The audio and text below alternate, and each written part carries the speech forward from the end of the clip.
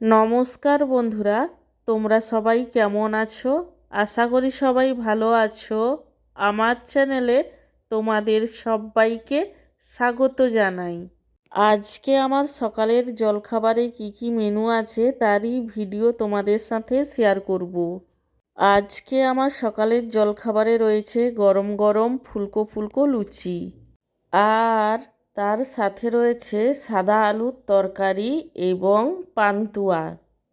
আমার আজকের এই সকালের জলখাবারের মেনুটি তোমাদের কেমন লাগলো সেটা কমেন্ট করে জানিও। আর ভিডিওটিতে লাইক দিতে এবং চ্যানেলটিকে সাবস্ক্রাইব করতে একদমই ভুলো না।